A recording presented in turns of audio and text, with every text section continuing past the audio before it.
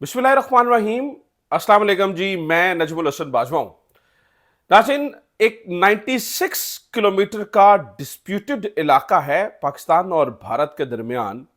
ये इलाका तेल की दौलत से माला माल है और ये इलाका फिशिंग के हवाले से एशिया के सबसे बड़े फिशिंग जहायर के अंदर आता है।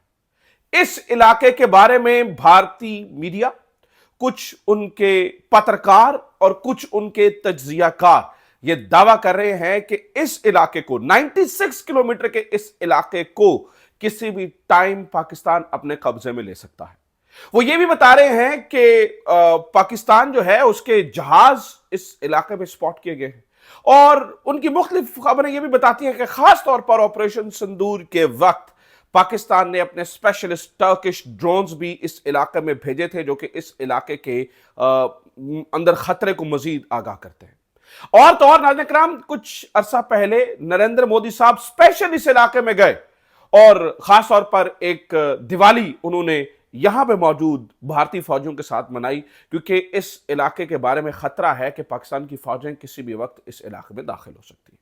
सवाल दो पैदा होते हैं कि क्या ये इलाका नहीं, क्या पाकिस्तान इतना बड़ा रिस्क लेने के लिए तैयार है कि ये 96 किलोमीटर का इलाका, जिसके बारे में मैं आपको बता रहा हूं कि पाकिस्तान ऐसी पोजीशन में है कि पाकिस्तान अपनी फौजें वहां पर दाखिल करे, पाकिस्तान का इंटरनेशनल इमेज क्या जाएगा? पाकिस्तान तो ऑब्वियसली दुनिया भर में ये साबित कर रहा है कि भारत एक ऑपरेसर है, पाकिस्तान तो जो है वो एक डिफेंडर है, हमने तो डिफेंड किया, तो पाकिस्तान अपनी फौजें इस इलाके में क्यों भेजेगा?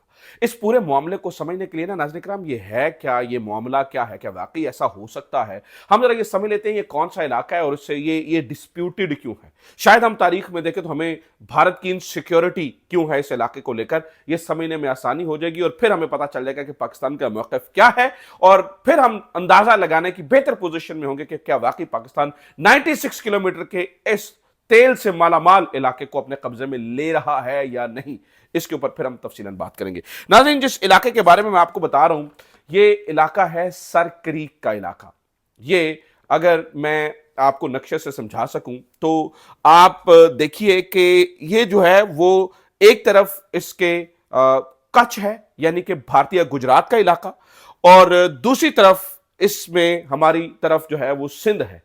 यानी ये सिंध और भारतीय गुजरात का दरमियानी इलाका है और इसे सरक्रीक कहा जाता है। जो लोग तारीख से थोड़ा वाकिफ है उन्हें अंदाजा है कि सरक्रीक का महाज पाकिस्तान और भारत के दरमियान बड़े लंबे अरसे तक गर्म रहा है। सरक्रीक नाज़रीन, ये अगर आप इसको देखिए तो ये गुजरात और सिंध के दरमियान, यानी कि गुजरात और यानी कच्छ, यानी जहां पर पाकिस्तान ने एक लड़ाई भी लड़ी थी जिसे रन ऑफ कच्छ कहा जाता है, उसके दरमियान ये 96 किलोमीटर लंबा ये एक इंडस वाटर डेल्टा है, यानी इसे दलदली नदी कहा जा सकता है। दलदली नदी से मुराद यानी ये एक दरिया नहीं है, यानी पूरा साल नहीं बहता है, लेकिन इस इलाके के बारे में बताया जाता है कि इसके अंदर तेल के ज़खायर मौजूद है और हमारे हो सकता है हमारे इस साउथ एशिया के सबसे बड़े तेल के ज़खायर इसी 96 किलोमीटर के अंदर हो। और ख़ास तौर पर फिशिंग के हवाले से तो ये बात दुरुस्त है कि यहाँ पर जो है वो वाकई बड़े ज़खायर हैं। ये इलाका इसलिए भी इंपॉर्टेंट है कि 1998 में इसी इलाके की निगरानी करते हुए एक जहाज़ को, जिसमें पाकिस्तान के नेवी के अफसरान थे, उसको इंडियन एयरफोर्स ने या इंडिया ने मार गिराया था और इस बात पे पाकिस्तान और भारत एक फुल ऑल आउट वॉर के करीब पहुंच गए थे इसी इलाके के ऊपर। अब इस इलाके की जरा आप दोनों के क्लेम समझ लीजिए कि ये इलाका एक्चुअल पाकिस्तान क्या कहता है और भारत क्या कहता है। नाज़रीन, 1956 तक ये जो सरक्रीक मैं आपको दिखा रहा हूं, 1956 तक ये इलाका पाकिस्तान के 100% जेर कंट्रोल था।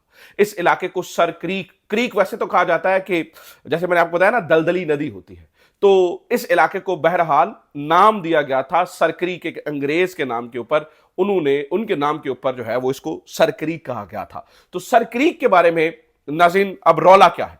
रौला ये है कि आप देख रहे हैं कि ये दो लाइनें हैं, ये इस नक्शे को आप गौर से देखें तो आपको दो लाइनें नजर आएंगी।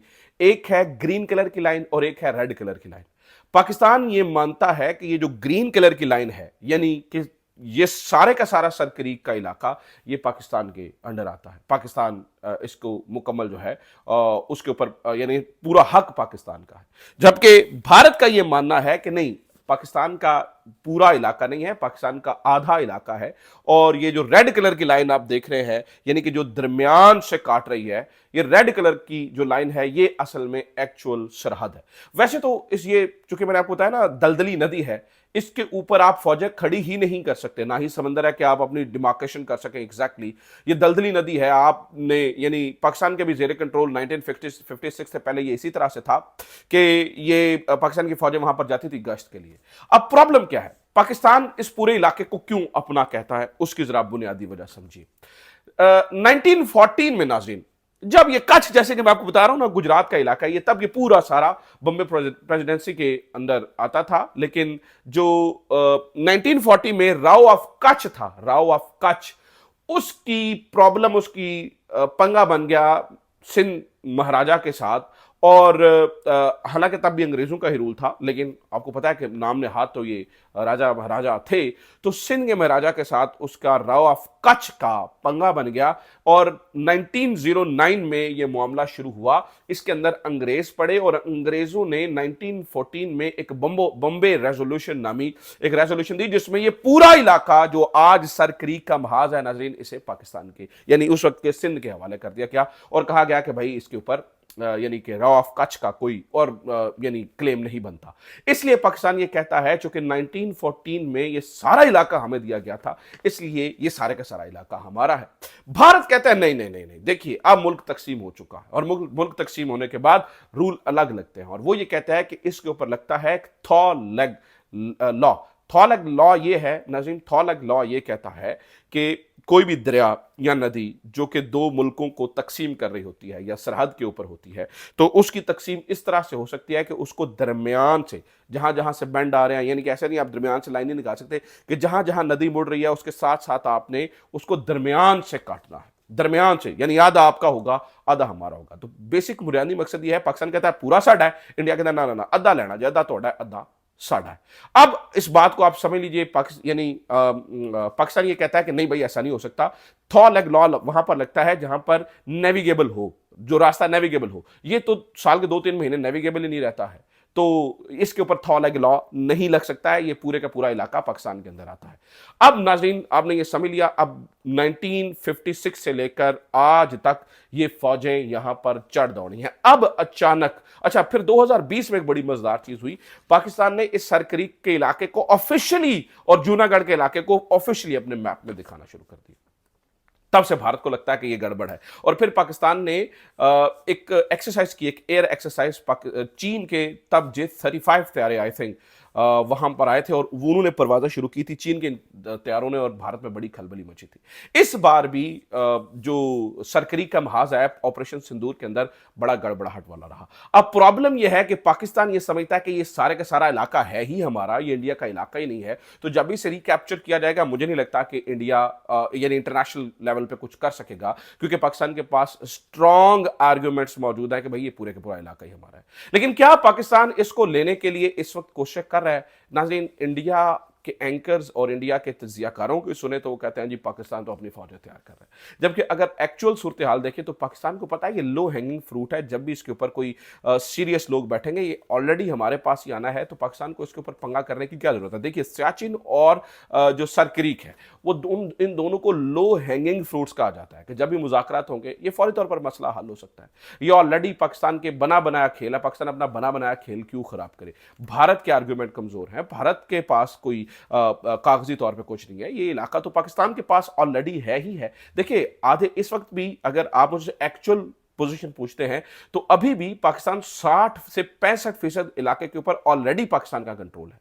30 से 35% इलाके के ऊपर या आप 35-40% आप कह लीजिए कि इस वक्त जो है वो भारत के पास है। तो पाकिस्तान ऑलरेडी बड़े इलाके के ऊपर उसकी पोजीशन मजबूत है। लेकिन प्रॉब्लम यह है कि जब तक किसी भी एक पार्टी का इसके ऊपर क्लेम मजबूत नहीं हो जाता और वो 100% उसके ऊपर नहीं आ सकता, तब तक यहां पर तेल और जो गैस के ज़खायर हैं, जो भंडार हैं, उनको टैप नहीं किया जा सकता, उनको निकाला नहीं जा सकता। तो लिहाजा ये जरूरी है कि यह मसला किसी भी तरीके से हल हो।